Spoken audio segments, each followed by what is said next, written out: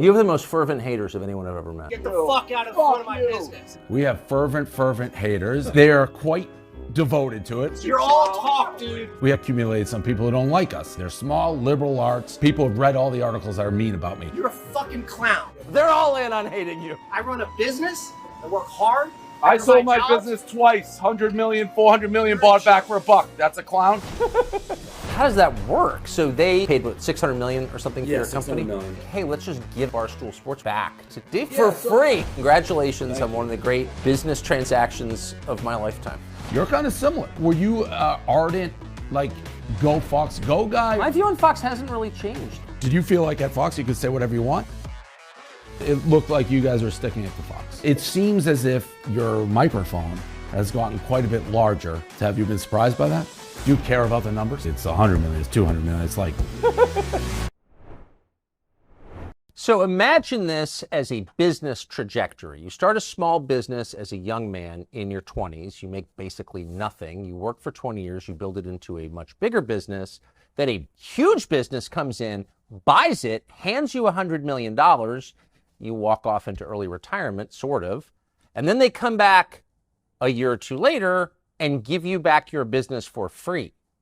How do you do something like that? Dave Portnoy just did that with Barstool Sports, one of the great business stories in a bleak period. Joins us on our set to explain how he did that. Dave Portnoy, great to see you. Good to be here. How'd you do that?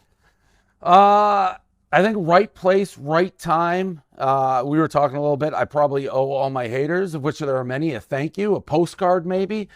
We built the business. We have lots of fans. Over the course of 20 years, we've spoken our mind and accumulated some people who don't like us.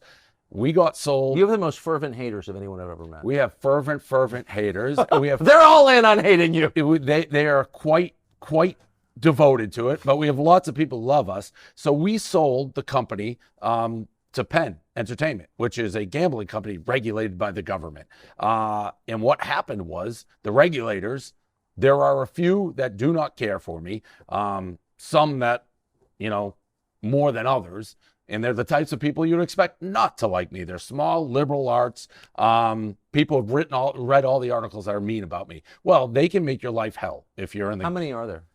So each state has probably 4 regulators, and I'd say we were legal in 12 or 13 states. I know Massachusetts, they hated my guts. We weren't licensed in New York. Even though you're a son of the Commonwealth? Even though I grew up there, started the business there, our roots are there.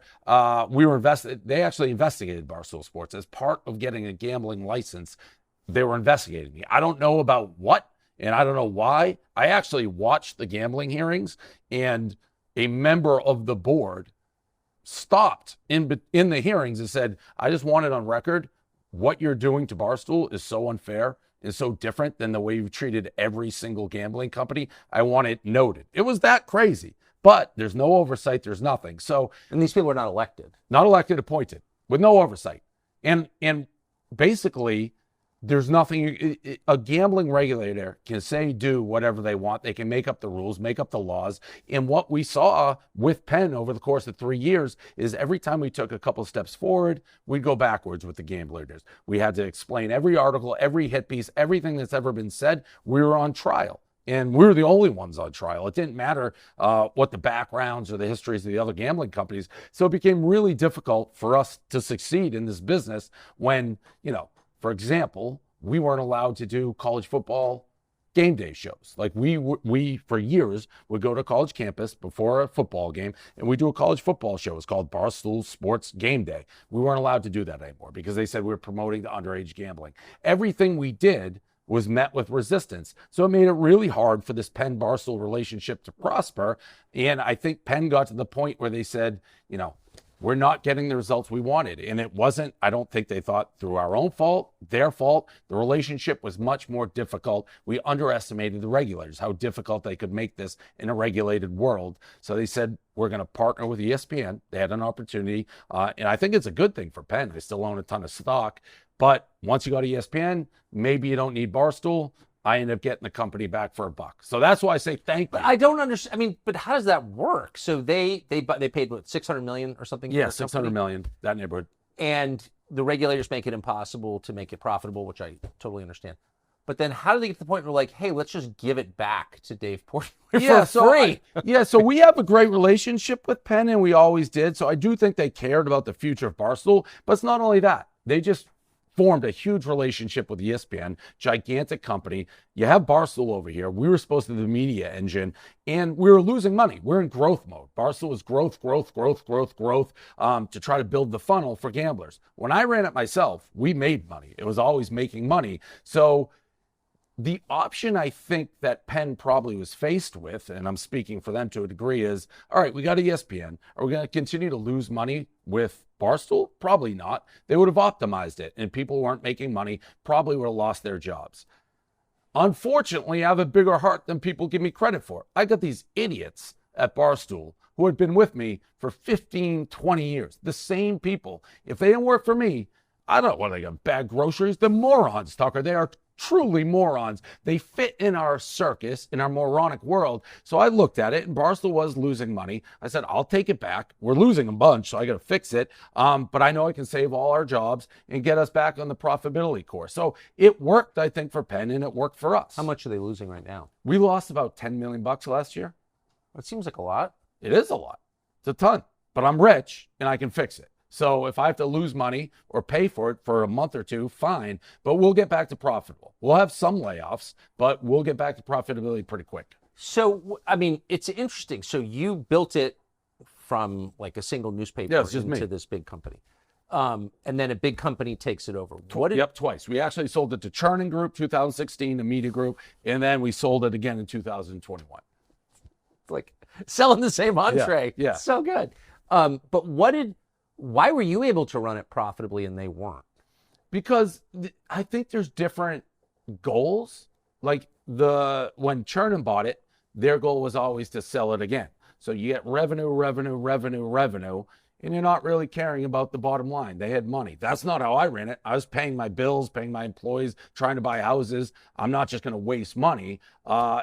We have things that we didn't have back then. I didn't have huge HR departments. I didn't have people doing pricings. We got bloated. And then when Penn bought it, they're a public company. So finance explodes because you got to do books, public, all that stuff, slash. I don't care about any of that. I care about being funny and people, doing their job. What do you mean finance exploded? So when we became owned by Penn, we needed our books. They're public now because it's a publicly traded company. So the process of going from a private company to public, our finance department, we hired a lot more people to make that, work with what Penn needed. For compliance. Correct, exactly. So things that I never dreamed about as a private, not only on the financial books, but HR. Like we had the first thing I did when I got the company back, and some people got mad about it, we had these little business cards on the front desk. If you see something, say something. Feel free to narc. It was basically a narc card.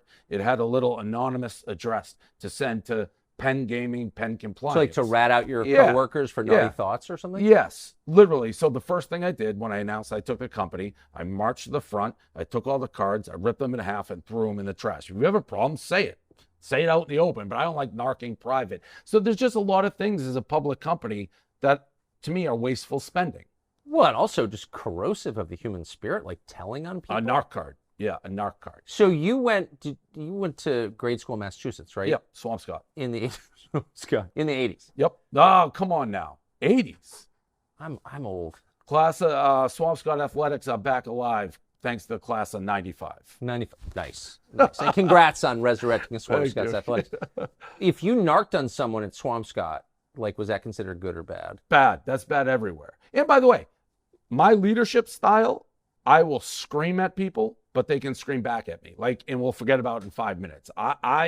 If you have issues, say it. You should know who has the issue, and you should fix it. By the way, they may be right. That's not saying that their issue isn't, warranted. But don't squeal. Don't say it behind closed doors.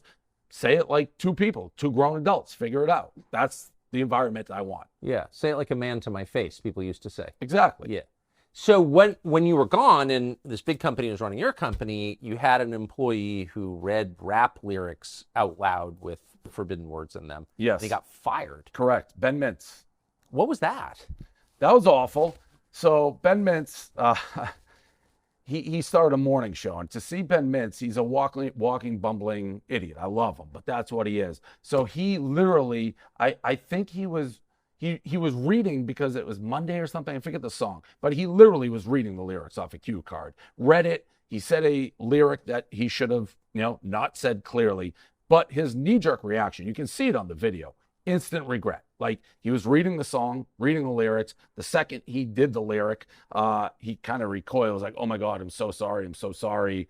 That was his reaction. I don't think any But he didn't ad-lib the word, it was in the song. No, he was quite literally reading the lyrics. Okay, so okay. And it was quite obvious, even in this time, white guy can't say those lyrics. We get that. But it was obvious he was reading them off. So it'd be like reading Huckleberry Finn. Correct. There's a naughty word in right. your reading. And he realized it within a second. And I think everybody who would watch that video with that clip be like, that's an innocent mistake. No hate. Well, Penn fired him. Was there an outcry? Was there an organized effort to get him fired? No, I think what happened was Penn was afraid, and this goes back to me a lot, the people who hate us so much, the New York Times is going to write a piece about it, and they were going to make this a big issue. That's what they were afraid of. Whether that's true or not, who knows? We talked to Jay, we talked to Penn, said we think it's a huge mistake.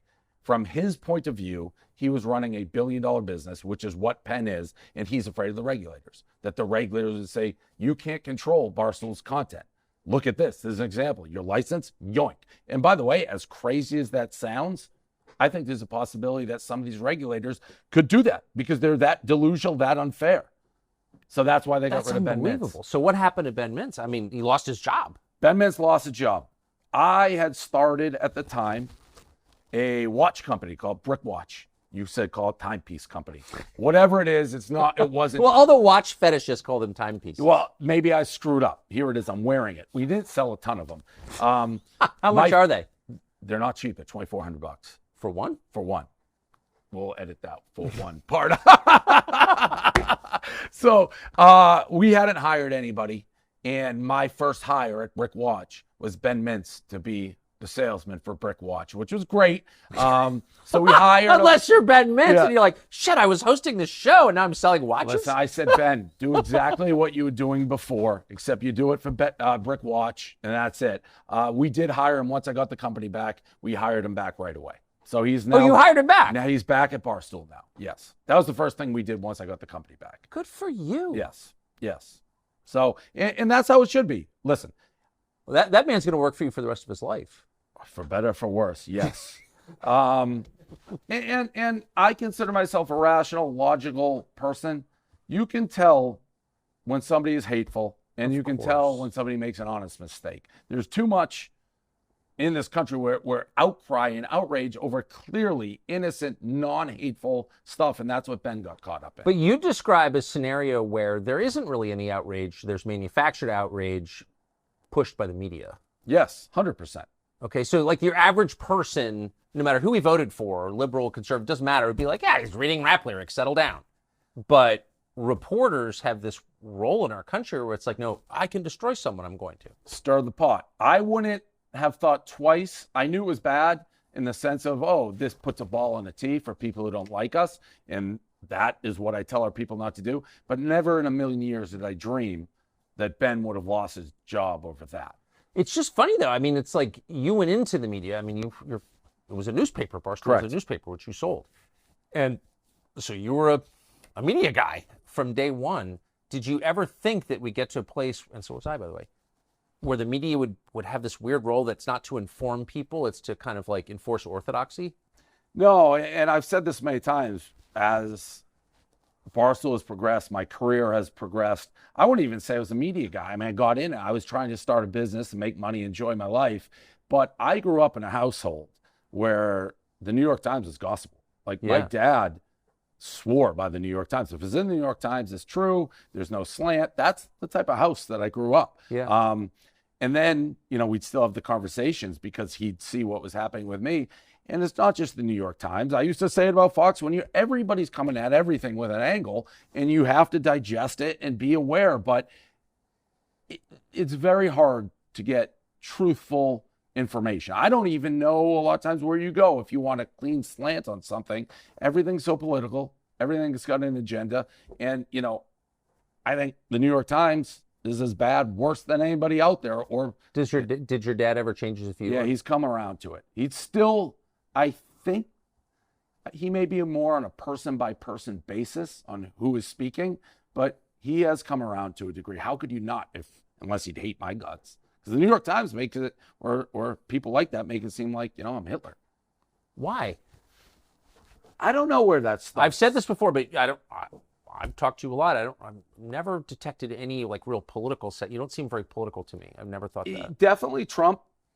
The rise of Trump, I think, has exasperated how people think in this country. He's broken a lot of people's brains. I was very pro-Trump when he started running, and a lot of it was because I thought he'd break the political system. Well, you were right. Correct. And he also broke a lot of people's minds. I then, while he was still in the White House, he invited me to come interview him.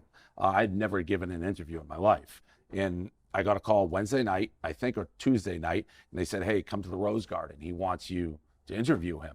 It's like, all right, I got to do this. I talked to my dad, I talked to everybody, because I knew, I'm not an idiot, I knew the firestorm that can be surrounding if you look like, hey, you're pro-Trump. Doesn't matter what else you say the rest of your life, even your show, Tucker. I remember you had me on with talking about Colin Kaepernick, and people crucified me. I actually said I thought Nike made the right move by going Colin Kaepernick. I thought he'd sell a lot of sneakers. People don't listen to anything that's said. Oh, you went on Tucker, you must be this. You sat with Donald Trump, you must be this. People don't listen.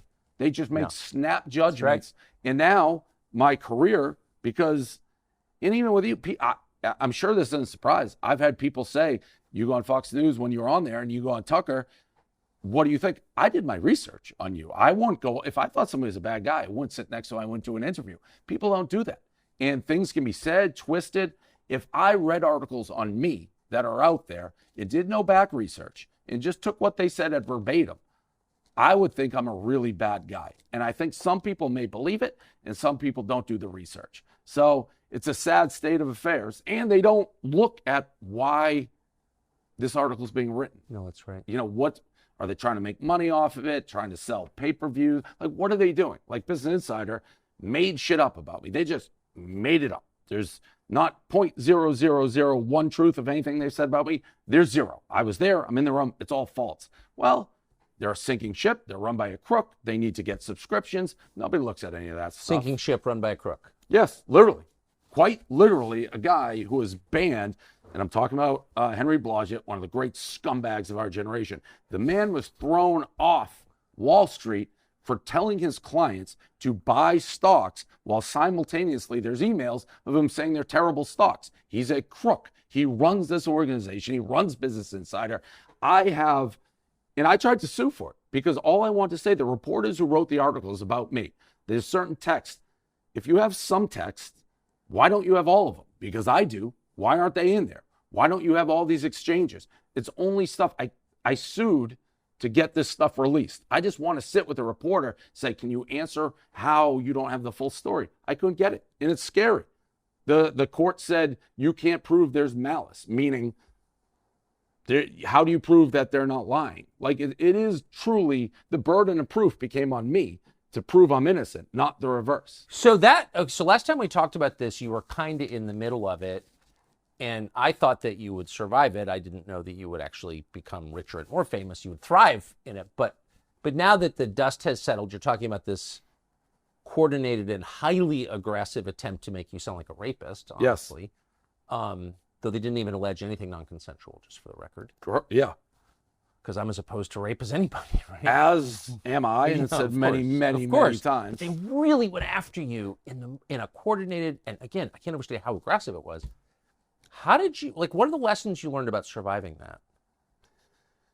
I've said this a lot. It's always helpful when the truth is on your side. Yeah, so well, I've always been truthful. I've always been myself. And I don't listen to PR. I don't listen to anybody. So when why don't you listen to PR? Because the PR is like everything else. It's trying to play a game. Just be yourself. Be honest. I have nothing to hide. I've never been fearful. Well, the next shoe may drop, or they may say there's nothing out there. So what do I care?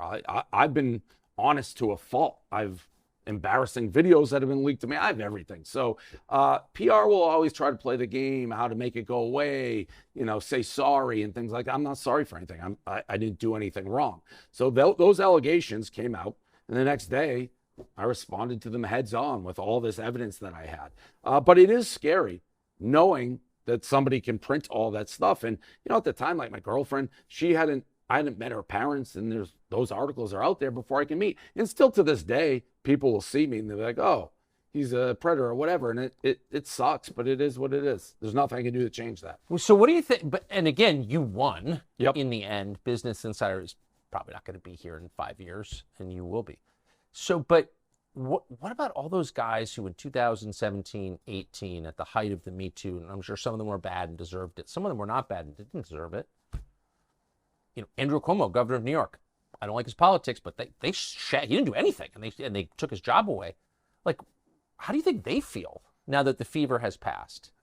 Yeah, it's tough because I always will get people, because I think I am perceived as somebody who survived an attack and maybe you thrived. did. Yeah. Right. So I'll get people from all walks who'll say, support me, or I've been through something. Can you help me? It's so hard to say because you don't know anybody's actual story, and you don't want to belittle, a victim's story if it's true. I have no idea. So I always say, for the people who got railroaded because they didn't do anything, you gotta just stick up for yourself. You just gotta be loud, vocal, and out front, and don't let yourself be at the mercy of other people. But the number of people, of these men who clearly weren't even alleged to have done anything really, who got up there and said, well, women really are oppressed, and I'm sorry as a man. Like, were they getting that? It was clearly not good advice. I think they were getting bad advice from the PR people, right? PR people. I've never tried. I don't mean to trash. We probably have Please. PR company at our own. But trash the PR people. Yeah, I don't. Marketing PR. PR is spin, right? Yeah. I mean, that's literally what it is. I don't spin. So if you like me, great. If you don't like me, great. I don't mind if people say he's a jerk, he's arrogant, he's short. I do have a very big problem if people say he's not honest. I'm honest. I tell the truth. I've told the truth for 20 years. And that also helped me because I've been honest for 20 years. So we have people, women, men, whatever, like, listen, you may not like the guy, but he tells the truth. Every single time he says something, that's the truth. It ends up being the truth. So that helps. But yeah, don't let other people, speak for you. I don't know what else to say. I think that's really wise, but they all do. I've had friends who got destroyed in this stuff, and they always take the advice. I remember this is recalling a conversation, you got to be willing to go to the mattress. And so when this Business Insider stuff broke, I remember being on with Jay, the CEO of Penn, and I had a girlfriend at the time. And one of the women that was mentioned, she was 19, I was like 38 at the time or whatever. And he's like, can you promise to the board you won't go out with a 19-year-old? I have no visions of going out with a 19-year-old. But I'm like, well, that's legal. Like, it is legal in the United States to do that. I'm not going to agree to anything that every United States citizen. I have no interest in doing it. Like, I learned so much about it. But just to be like, yes, to make something go away, you can't do that. Well, to have a company control your dating behavior does seem a little intrusive. And whatever you think of dating 19-year-olds, I mean, I'm opposed, but still, it's correct. like, That's my point. And but I how wasn't can dating a company tell you who to date? And if you give, and I think this maybe with the Ben Mintz stuff, if you give people who don't like you an inch, if you back up an inch, that's right. It's done. They're coming like, oh, we made them blink, and then they're coming, and they will never get off. So I, for better or for worse, will not give an inch. If I think I've screwed up, yeah, but not if I don't. And by the way, if they investigated every pro athlete in the country, their background, like they did me, like if you go out to a bar and you meet a 20-year-old and you're a 35-year-old athlete, they'd all be writing articles. Nothing happened. So, and you think it was Trump? I think Trump is what sparked the hatred towards me. Yeah. Like, that changed the tenor of hatred in this country. Yeah. And young men listen to you, and that's scary. Yeah, I think they saw me as like a voice. And by the way, people have listened to what I've said about Trump. I don't feel the same way I did about him when I said I would have voted the Well, of first course, time. yeah. People just don't listen to anything that is said. So you basically, your position, and I think you're totally right, is that you've been able to survive under all this pressure and all these attacks because you don't flinch. Don't flinch and tell the truth. So Mike Tyson once said to me he had these tigers, and he lived with them. They lived on his bed. He had 2 tigers, and they never attacked him because they knew he was a psycho and they could smell it. But he said that when he passed 50, his testosterone levels dropped, as they do, and he had to get rid of the tigers because they could smell the weakness, and when they can smell the weakness, they eat you. Is there a certain point, you think, where you're going to have to kind of give this up because you won't be able to sustain the unflinching posture? Maybe. I don't feel that way yet. The Penn deal certainly neutered me to a degree because I was afraid of the regulators, and it was the only time you could actually get to us. You called it gaming then. Now Yes. it's gambling. Gaming, gambling. What's the difference? I always feel like the people who are lobbying for the gambling industry call it gaming, and the people who aren't call it gambling. I'll call it the same. To me, they're one and the same, so I wouldn't do that. But I've said to my enemies, ironically, having the Penn deal is the best part for them because I did have to watch what I would say. And I knew that going in. Like I couldn't go directly after a regulator. Politicians, I was supposed to stay away from. Really? Don't get involved in politics because they control all the licenses. So now I can do whatever I want. Say whatever I You want. must be psyched. It's good to have that feeling back, yes. Did you, I mean, you could retire. Did that can occur to you? It did before the deal was back on the table. But again, and I said earlier, I didn't want Barstool to just disappear. I felt comfortable as long as it was just Penn and Barstool, that Penn needs Barstool, and Eric is there, our CEO, and Big Cat Dan, that we had a good future, and I could ride off to the sunset and be comfortable. Once ESPN came in, I was worried that could slowly spell the demise of Barstool. So I need to be there to make sure we're safe. Does For the future. ESPN have a future? I mean, they're so big. I think they do. I mean, But compare ESPN when you started Barstool. I mean, they just blotted out the sun. yes. You know, and now they don't. There's far more ways, obviously, to consume all sorts of info. I mean, when I started Barstool, the internet, if you said we ran a blog, people would be, I don't know what that is. So it's definitely far more competitive. And they've made some big changes. They cut a bunch of talent. But rights, as long as they have rights, people are going to watch ESPN. How long till those rights go digital? But even with ESPN Plus, and they've made a move to try to get less political because that was becoming an issue with them. I don't know. I never know. I mean, people ask me, where will Barstool be in 5 years? It's like, well, I didn't know I was going to have it back 2 weeks ago. I didn't know TikTok would exist a year and a half ago. I didn't know Facebook. Things change so fast. I think what's been good for Barstool, one of our abilities, we adapt quickly. Will ESPN be able to adapt quickly? That'll probably be the key to their survival. Although they get in gambling. How much do you know about your audience at Barstool? Little. Little, huh? Little. I mean, I assume we range pretty like 18 to 40. We have men, we have women. That's a little thing that people don't understand. We've launched some of the biggest female stars in the internet age. Literally, like Jenna Marbles, first real female YouTube star. We have Call Her Daddy, which was Alex, and she signed for Spotify for 60 million. We have new girl Brianna Chicken Fry. So we have stars. People sometimes think it's just men, but we actually skew both men and women. Where is Brianna Chicken Fry from? She's from Massachusetts. There's a lot of chicken fries there. I think that is how she got her name. It was her handle before we had it, so she just liked chicken fries. Speaking of food, you are still in the pizza review business. Yes. So, I mean, I don't think anyone's ever cornered the market in pizza reviews, but I mean, you are the most powerful figure in American pizza sales. I would agree with that. I Googled you. I was telling you this a minute before we went on. I never Googled it when I Googled you, and at least half the stories are, pizza shop in, name the town, Osterville. Yeah. Thrilled that Dave Portnoy came and ate their pizza. We can change the fortune of a pizza place with this spectacular review. Couple questions. Are you sick of it? Never.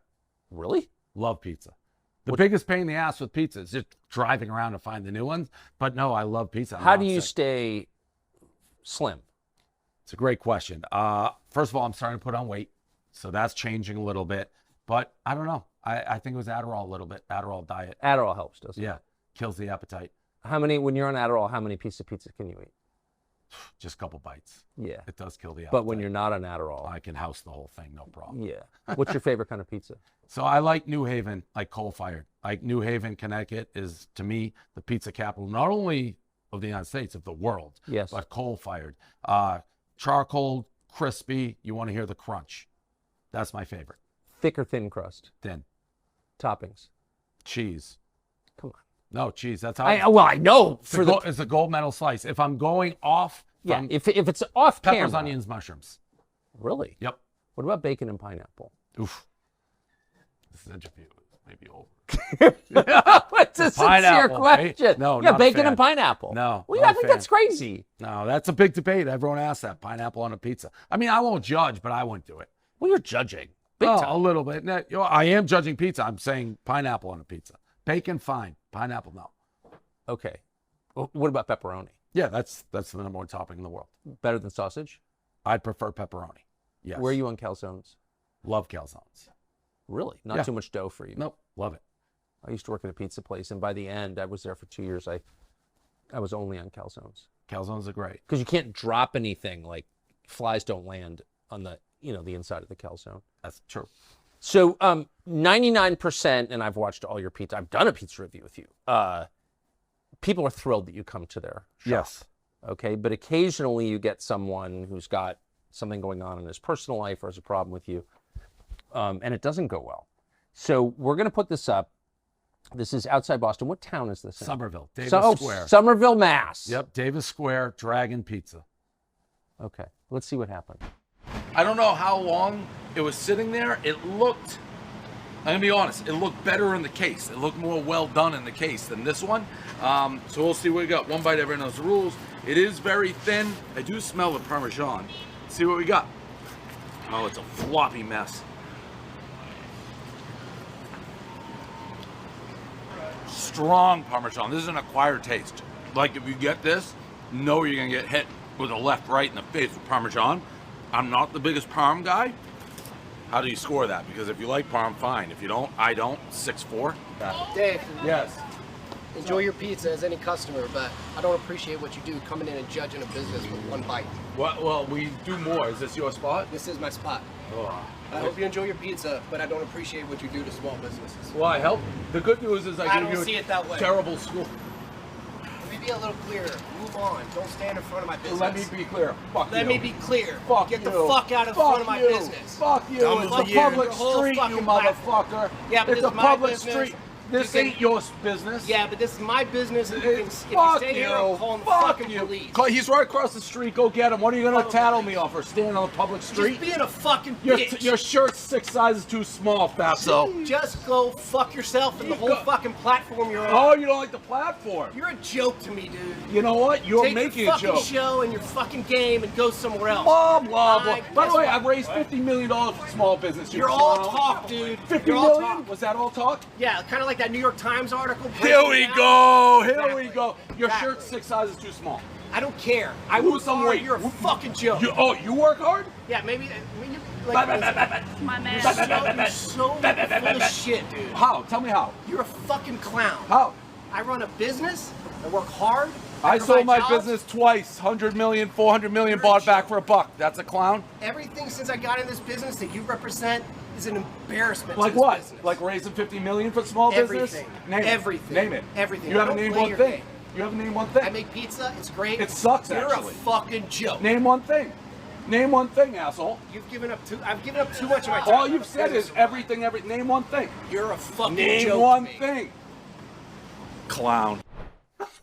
Wow. That'll be the most viral pizza review we've ever had. It just happened 2 weeks ago. We haven't published it. How's this? Fuck you. Yeah, love that. divine timing. And this is where sometimes I get myself maybe in trouble by being like, when you throw the first punch, I want to bury you. So I knew I was coming on this show, and I knew your crowd, like my crowd, would be like, fuck that guy. So I was so excited for the timing because that guy went out of his way to pick a fight with me, and he knows nothing about me, clearly. His one complaint, I'm bad for small business. Even my most ardent haters have never said I'm bad for small business. It's the only thing they'll begrudgingly be like, well, he just did it because he wants like everyone to say good job or he has a big ego. But nobody's ever been like, you're bad for small business. That guy is what is wrong.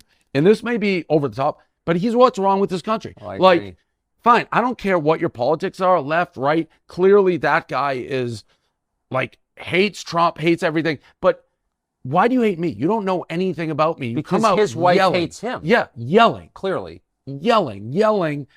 I would sit down and have a conversation, but this is what we've become, honestly, in this country. It's just you scream at each other for no reason. Like that guy just came out, had no business in anything except yelling, screaming. He's all over his Instagram page. And he's been doing it since this happened. Be like, I told him, I kicked him off the sidewalk. I kicked him off the street. He's calling for the cops. I guarantee you. Because you're eating pizza. Yes, on the and I sidewalk. guarantee you that guy want to abolish the police about 6 months ago. I guarantee you he's like, we don't need police and all of this. And then he's running like, I'm going to call the cops. By the way, the cop across the street, I said hello to. He's like, Prez, big fan. I was dying for him to go ask. But that guy is truly what's wrong with everything in this country. Do you think he took mask mandates seriously? Oh, 100%. 100%. And by the way, I love Star Wars. So that shirt was just 10 sizes too small. But he is everything that is so wrong. And people just, like, there's no matter what, he's going to hate everybody he perceives How often different. does that happen to you? Almost never. That has never happened like that. But, I mean, just in the course of your life, you're taking your girl to dinner. Rare. I had one girl during a pizza review who screamed at me. She's like, she read all the articles. By the way, and I don't want to give my enemies a playbook. We've talked about, there's been a lot of mean things said about me. Yeah. So when I ask, what do you hate about me? You should have one thing that's actually legitimate as opposed to the New York Times, a small business. It doesn't happen often. Most people in public are normal and nice. They're like, hey, like you. And even if you don't like me, I'm fine with it. But to attack, it's just, I hate that guy. And how was the pizza? Thankfully, I gave it one of my lowest scores I've given in a while. Really? But if you saw how I did it, even when I give a low score, I try to be nice about it. It's like, maybe you don't like parm, maybe this isn't your thing, because I don't want to ruin any small business. Now, I hope his business is ruined. And that may be a mean thing to say, that's because fair. you should never root against somebody. I truly hope he goes out of business. Like, I'd be happy about that. Again, maybe that's too far, but when you come at me like that, and you are right, and he's drawing pictures of me being like, this guy's an asshole, and I showed him, and I gave him the business. I hope not enough bad things can happen to that It's interesting, person. though, guys like that, and this kind of thing has happened to me, I'll be honest, in public over the years. I've seen one yeah, at like, right, exactly. yeah. But it's always when you leave that they're like, I showed him. Yeah, that's what You he was fussy doing. little Yeah. bitch. You know, once you're gone, they're like bragging about it on social media. And his recollection of the event. Once people see the video, I'm curious even whether the people who are like defending him, because he does have his crowd being like, you showed him, he's the worst. I'm curious if they watch that video Really? and are like, well, you were kind of an asshole to him. He wasn't doing anything, because I wasn't. Did you pay for the pizza? Of course. So you were a customer. I walked in, I was doing the review out on the street. He kicked me off the sidewalk. What are you talking about, buddy? Like, and what are you talking, Pete, we're doing a pizza festival in Coney Island in September 23rd. It's the greatest assembly of pizza ever in the Because world. pizza's been under attack, you know, for a long, because it does, for most non-Adderall users, does make you a little fat. I've lived it. You only live once, though. Well, that's my rationale. But you are one of this country's most energetic and best recognized pizza defenders, advocates. You'd think the whole pizza industry would be carrying you aloft And in a that, ticker tape parade. that is how we're able to do the Pizza Fest. Because Yeah. all these great pizzerias who would never do this, they're like, you know what? For what Dave's done for the pizza industry, we're going to come support him. Except this one clown who doesn't deserve the same air to breathe that I do. What a jerk. Why not try to get along, even if you have that big of an issue with me? Come up and talk about it. Like, maybe you won't have the issues when we're done, instead of just coming out screaming and being a Can I just say asshole. one thing I noticed? This makes me sad. I probably shouldn't even say it, but that's one of the only pizza owners I've met, including the one I worked for, who is American born. Every pizza guy I've ever met is like some immigrant who loves America. Yep. You know what I mean? It's just like working like an animal and has the same values that I admire. That guy was like from Newton, Mass or something. I still don't know what he was that mad about, because I asked him 10 times what your problem is with me. He just kept saying everything, everything, everything. How can you hate somebody that much that you don't have an example of why you hate him? Like, he's pretty riled up, and it was like he was waiting for this moment. Yeah. And I asked again, well, what do you hate? Give me an example. You're a joke. You're a clown. You hate small business. Well, I raised $50 million for small business. You're still a clown. Like, all right, well, you're the clown. Dave Portnoy. Great timing. That was God being like, here you go, Dave. Here's a little one. You've Bring got this a to lot of Tucker. in exchange for Business Insider. You've gotten a lot out of it. Yeah. Well, Godspeed. Congratulations Thank on you. one of the great business transactions of my lifetime. Thank you. What about yours? I mean, you're kind of similar. What? Now, let me ask you this. Before the Fox unwinded. You mean I got fired? Yes. Did you think were you ardent, like, go Fox go guy, or did? My view on Fox hasn't really changed. They let me say whatever I want, whatever I wanted, really, for 14 years, and I'll never stop being grateful for that. And then, obviously, I said too much, and I'm not exactly sure what I said that was bad. No one ever told me, but one day they're like, "Oh, can't have this anymore," and they fired me. And I even told them as they were firing me, like, "It's your business." I made a mental note: never work for anyone else again, and I never will. But I can't be mad about it. I mean, they were great to me. The Murdochs were always nice to me, and one day, for whatever reason, they'd had enough. So my feelings weren't hurt. I was not expecting it. So were you, like, for me, when I was with Penn, I knew there were things. It's like, oh, I can't go there. They made that clear. Did you feel like at Fox you could say whatever you want? Well, there was always internal. I mean, the Murdochs were always nice. They never got in my way at all. They were always super nice to me. But there were, it's a company run by fearful women. Yeah. You know what I mean? And there were always like second tier people who were hassling my producers, but no one ever called me. I got along with everybody, but I mean, I think they knew like the censorship that's not like, don't welcome that, you know? So, but they never actually got in the way of anything. Our view on the war in Ukraine was really, really hated. I could feel it. And my view was not pro-Russia, never has been pro-Russia. Just like, this is not our fight. It's not good for us. We should just put an end to the war because people die in war. I've seen it. It's bad.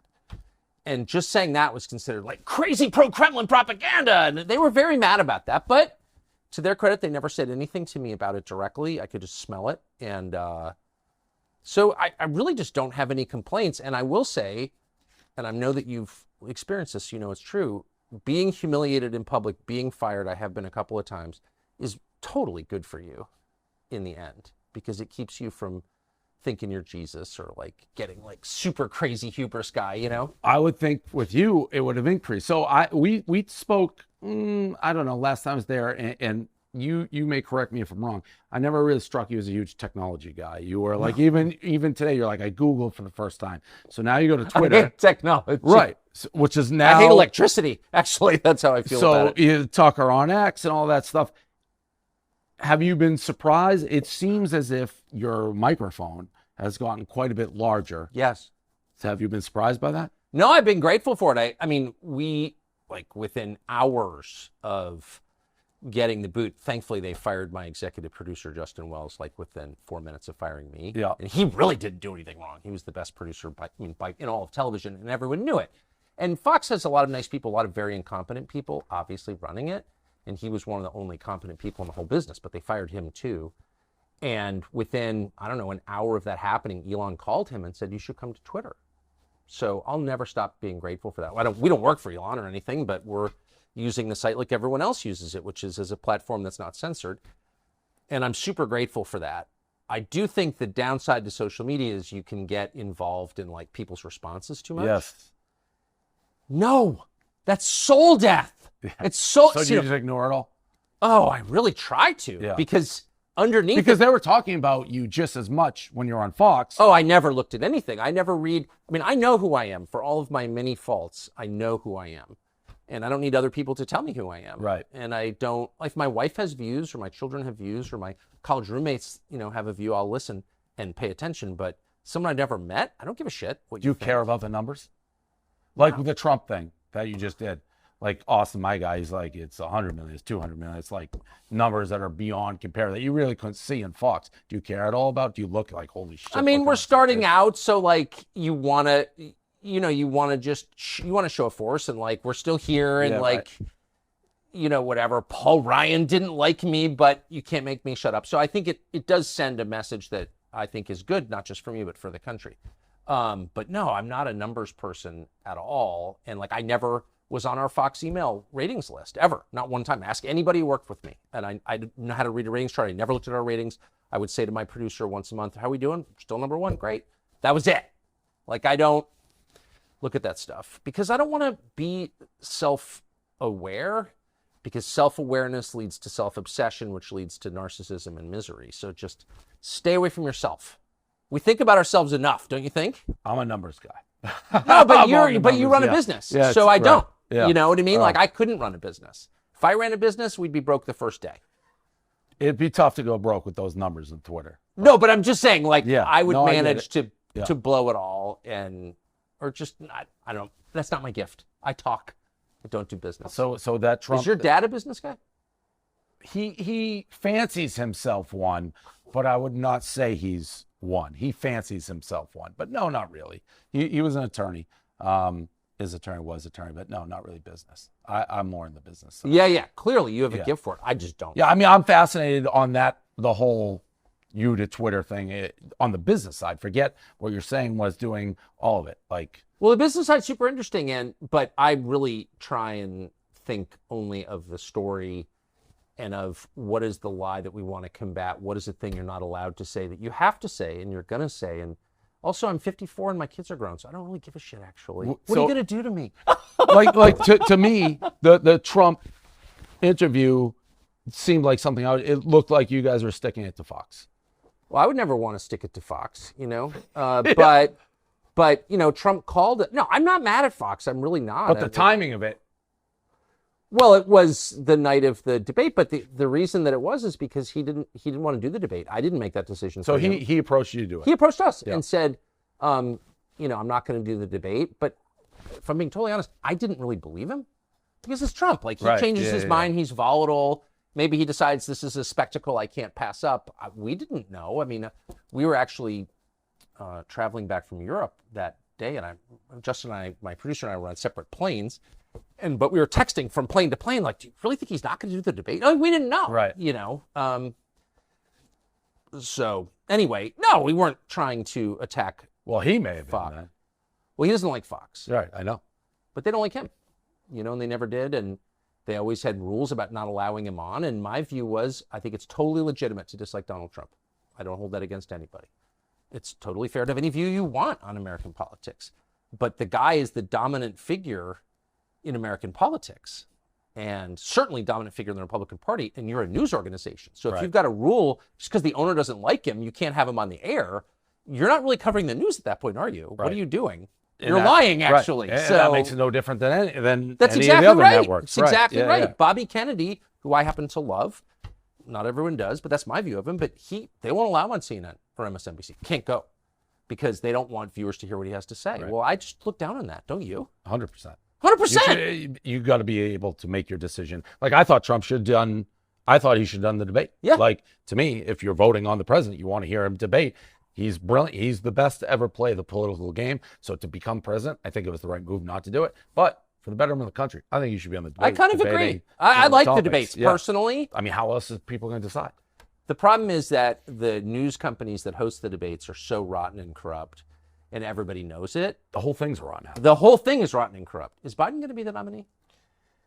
I don't know. I'm not a political person, but I feel like there's been a shift where internally maybe the Democrats don't think he can win, and they're setting the stage to do somebody else. I think it's crazy if to be honest, I think both Trump and Biden are too old. I don't think you should be able to be that old and be president. But I think Trump certainly seems 100% more aware. I think Biden has got some serious dementia issues. Like how that is the president, I don't know. And that's not a Democrat, because I said about both. It's like Mitch, the guy who had the stroke, doing the speech the other day. Mitch McConnell. Yeah, like what? How how are these people running our country? You wouldn't put these people in I would say in control of a McConnell's, the only CEO. defense I would say of Mitch McConnell is McConnell post-stroke is an improvement over McConnell pre-stroke. Fair enough. Fair enough. Oh. There's no companies in the world where I would buy stock where you're having the CEO seemingly at that advance. It's just only in politics. It's crazy. Yeah, it's because it's only the world. Yeah. Not a big deal. Not a big deal at all. And it's broken. So. Dave Portnoy, great to see you.